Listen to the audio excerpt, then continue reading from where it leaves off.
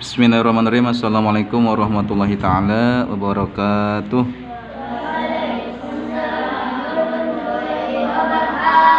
Bismillah, alhamdulillah, Allahumma sholli ala sayyidina Muhammad wa ala ali sayyidina Muhammad. Rabbi shrah li sadri wa yassir li amri wahlul 'uqdatam min lisani yafqahu qawli. Rabbi zidna ilman, Rabbi zidna ilman, Rabbi zidna ilman warzuqna fahman bi rahmatika ya arhamar rahimin. Alhamdulillah kita masih diberi kesehatan, sehat walafiat sehingga kita bisa melaksanakan perintah Allah, yaitu mencari ilmu agama. Gak boleh bosan, harus tetap semangat mencari karena ilmu itu penting ya. Sekarang bagian pelajaran akhlak, masih membahas musuh-musuh setan ya. Semuanya ada berapa? Ada 15. Yang ke satu Nabi Muhammad, yang kedua imam yang adil, yang ketiga jalma beunghar bari tawadu rendah diri, yang keempat jalma anu dagang bari bener enggak bohong, dagangnya jujur, yang kelima jalmi alim anu alimna khusyuk ibadah, yang keenam jalmi mukmin anu tukang nganasehatan kana bener ya, selalu mengingatkan kebaikan, yang ketujuh jalmi mukmin nu hatena nyaahan ya, bageran sayang sama kepada sesama orang Islam, yang kedelapan jalmi anu tobat anu tumetep dina tobatna, yang kesembilan jalmi anu apik tina barang haram, jarang enggak pernah memakan barang yang haram ya, yang kesepuluh jalmi mukmin anu alus ahlakna, itu yang 10. Nah sekarang kita bahas yang ke 11, yaitu yang ke-11 musuh-musuh setan, yaitu jalmi mukmin anu loba sodakoh, nah ya, yang banyak sedekahnya. Siapa? Orang Islam itu jadi musuh setan, walaupun sedikit tapi istiqomah ya, karena itu amal yang paling disukai oleh Allah Subhanahu wa ta'ala. Nggak apa-apa sehari 1000 sedekah ke masjid, sehari 1000 sedekah ke pesantren, sehari 1000 sedekah ke anak yatim piatu ya. Itu tuh jadi apa? Jadi musuh setan. Udah jangan sedekah lagi, nanti kamu miskin kamu ya. Kata siapa? Kata setan, dibisikin kupingnya. Tapi kalau imannya kuat tetap ya, walaupun punya walaupun nggak punya tetap sedekah, karena sedekah itu untuk kita sendiri ya, untuk celengan nanti di akhirat ya.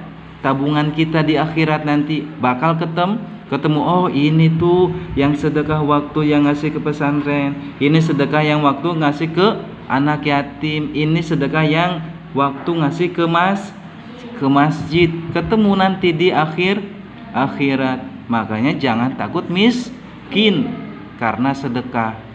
Nggak ada sejarahnya Rehanuddin miskin gara-gara sedekah 1M kepada pesantren, enggak ya, nggak bakal. Tapi yang ada mah dilipat gandakan apanya, hartanya, baik di dunia nanti di akhiratnya pahalanya surga ya. Makanya jangan takut. Misalkan nih kamu Jumatan ya, Jumatan ada kotak jalan, tik tik tik tik tik tik tik ya. Wah ada kotak jalan nih, di dompet ada uang 50.000, 20.000, 10.000, 5.000, 1.500. Milih yang mana?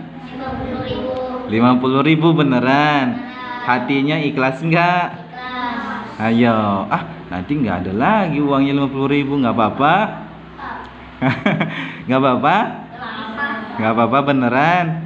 Nah, kalau ngasihnya yang 1.000 aja, yang ikhlas ya, karena hati juga memberi. Kalau 1.000 mah, nah itu tuh namanya nggak ikhlas kalau kata Bapak Gede. Ya, tapi kalau yang ikhlas itu yang nggak, hatinya yang nggak nerima. Ini 50.000, hati yang nggak nerima. Nah itu yang ikhlas, tingkatannya beda lagi ya. Nah itu yang ke satu apa? Mukmin yang selalu bersedekah, banyak sedekahnya. Yang ke-12, jalmi mukmin anu ngalanggengkeun kana suci. Nah ini bahaya, awas ya. Kita masih kecil harus belajar suci. Suci dari mana? Dari hadas kecil atau hadas besar ya. Hadas kecil terutama. Hadas kecil yaitu yang mewajibkan wudu. Lihat sini. Kita cari apa? Cari ilmu. Ilmu apa? Suci enggak? Ilmu suci. Nah, kalau kita mencari yang suci, kita juga harus keadaan suci. Jangan kotor. Makanya harus bersih dari hadas. Berarti kita harus punya wudu. Ya, itu kalau kita pengen jadi musuh setan, selalu punya wudu. Batal wudu lagi ya, buang air wudu lagi, cepet apa? Cepet ambil air wudu, basah aja dong, nggak apa-apa, nanti wajahnya bersinar ya, wajahnya bersinar karena air wudu. Kecelakaan air wudu yang ngecelak ke tanah itu jadi malaikat yang mendoakan kita biar dosanya diampuni. Makanya kalau wudu sunnah jangan dihapus, jangan disusut air wudunya yang ada di muka, yang ada di tangan, biarin, suruh ngecelak ke tanah ya, biar jadi malaikat. Nah itu kita harus selalu punya wudu, apalagi kita sedang mencari ilmu ya. Harus punya wudu ya. Yang ke-12, yang ke-13, jalmi mukmin anu mere manfaat ka batur khairukum apa? Pangalus-alusnya jalma, yaitu yang memberi manfaat untuk orang lain ya. Manfaat kebaikan, manfaat yang banyak untuk siapa? Untuk orang lain. Makanya jadi orang jangan nyusahin orang ya.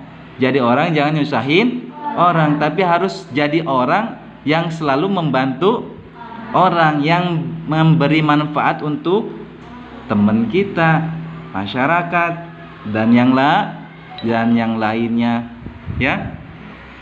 Jangan ini mah jadi orang jadi nyusahin orang terus ya. Nggak boleh. Tapi kalau kita pengen jadi bagusnya manusia, yaitu yang manfaat untuk orang lain ya. Manfaat, kita punya ilmu dimanfaatin kemana? Ke teman-teman, terus dimanfaatin kemana? Ke anak kita nanti kelak ya. Diajarin ini A, ini Ba, terus atau Al-Quran ngajarin, atau tajwidnya, atau fikihnya, atau tauhidnya ya, diajarin, dimanfaatin kemana? Ke yang lain. Bahkan itu ilmu yang manfaat itu yang gak bakal terputus pahalanya walaupun kita sudah meninggal ya, gak bakal terputus karena ada 3 kata hadis Nabi. Yang ke-1, anak yang soleha yang selalu mendoakan kedua orang tua, amalnya gak bakal putus. Yang kedua, ilmu yang bermanfaat dan dialap manfaat. Yang ketiga apa? Sedekah jariyah, itu amal yang gak bakal terputus sampai kita meninggal, pahalanya ya gak bakal terputus. Makanya harus pengen, yang ke-1 harus pengen punya ilmu yang manfaat ya. Gak buat apa punya ilmu banyak tapi buat dirinya sendiri juga nggak bermanfaat, tapi malah nyelakain orang ilmunya, buat nipu orang, buat memanfaatin orang, itu yang gak bermanfaat. Tapi punya ilmu banyak atau sedikit ya, tapi bermanfaat, itu yang dapat pahala ya. Misalkan Naila mengamalkan ilmu Iqra aja kepada anaknya atau anak tetangga kelak nanti ya, itu tuh pahalanya terus ngalir kemana? Ke Naila yang ngajarinnya. Nanti pahalanya Naila ngalir juga ke gurunya, pahalanya guru ngalir juga ke gurunya lagi, terus ya, gak bakal terputus. Itu ilmu yang manfaat, harus punya, harus nanti di depan ada dibahas ya. Biar ilmu kita bermanfaat, kita harus apa, harus apa, harus apa. Makanya ngajinya yang rajin, gak boleh alpa, nggak boleh males. Terus yang ke berapa itu? Yang ke-13, jalmi mumin anu mere manfaat ka batur. Yang ke-14 apa? Jalmi anu katalar yang tahfidz Al-Qur'an, bari teu eureun maca Al-Qur'an. Nah ini ya, bahkan ada cerita yang hafid ya, itu apa? Memberi mahkota kepada kedua orang tuanya. Bila meninggal ya, meninggal nih yang tahfidz Al-Qur'an tuh meninggal, nggak bakal busuk apanya, jasadnya bakal selalu utuh. Pengen nggak? Pengen ya. Makanya harus tahfidz Al-Quran, walaupun 1 juz, walaupun 2 juz ya, walaupun 30 juz, harus pengen tahfidz Al-Quran. Bukan khatam Al-Quran, tapi tahfidz. Tahfidz itu hafal, ketalar ya, selalu murojaah ya, selalu apa? Dihafalin, selalu dibaca Al-Qurannya. Aku mau udah tahfidz ini ya, jadinya enggak dibaca apanya, Al-Qur'annya ya. Tapi ini mah yang tahfidz tapi selalu membaca, itu cirinya tidak sombong sekali ya. Yang ke-15, jalmi anu salat penting sedeng batur sarare tibra ya, kerek ya, apanya, tidurnya ya, udah nggak tahu siang malam, pokoknya nyenyak aja tidurnya ya. Apalagi dikasih hujan malam-malam, aduh enak banget.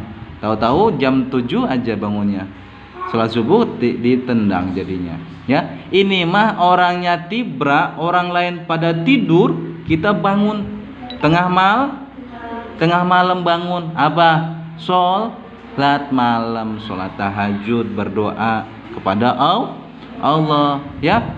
Itu jadi apa? Jadi musuh setan. Nih, misalkan perempuan yang suka sholat malam biasanya ya, laki-laki juga harus. Neng siapa? Neng Dede Zulpa mau sholat malam, bangun jam 2. Aku mau sholat malam, bangun jam 2 di alarm. Udah di alarm, bunyi alarmnya, udah bangun tapi takut apanya? Ke WC-nya, takut setan. Ya, takut ada neng pocong. Takut apanya? Nah, itu tuh yang bisikinnya siapa?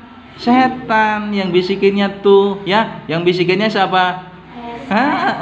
Ya, makanya nggak boleh takut. Sedangkan setan itu musuh kita ya, musuh kita. Bilang aja a'udzubillahi minasyaitonirrajim, bismillahirrahmanirrahim, aku berlindung kepada Tuhan yang Maha Kuasa ya.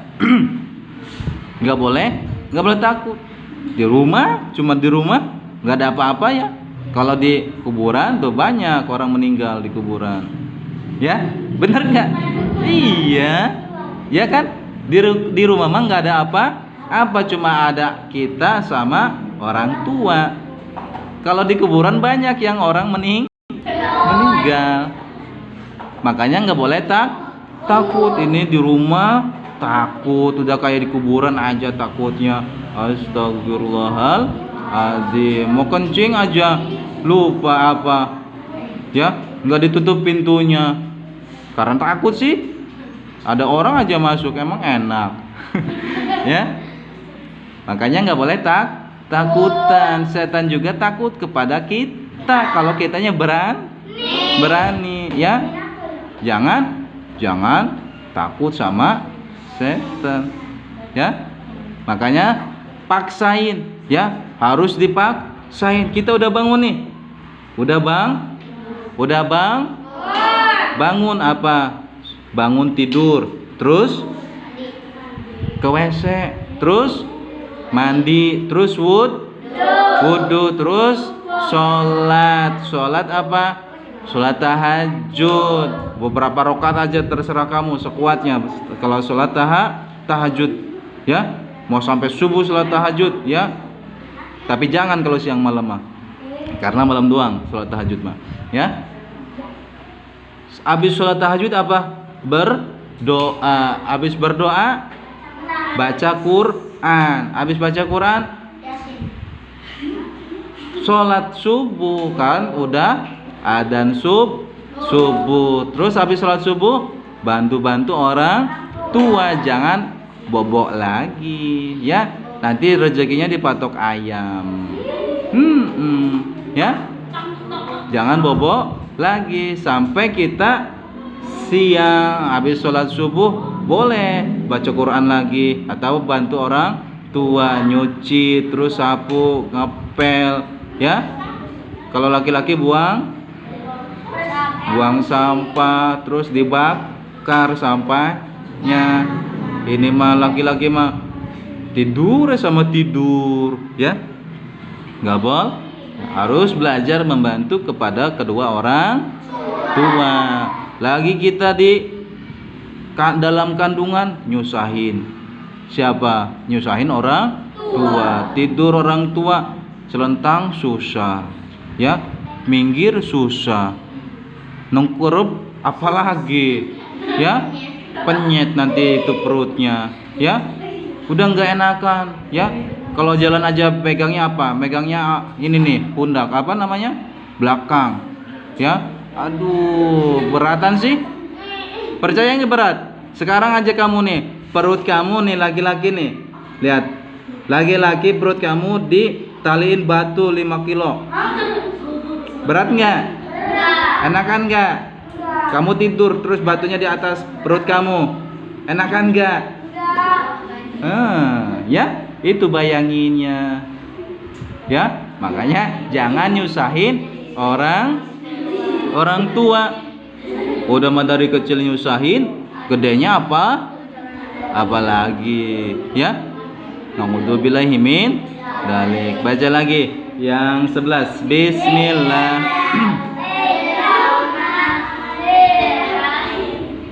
Sebelas jalmi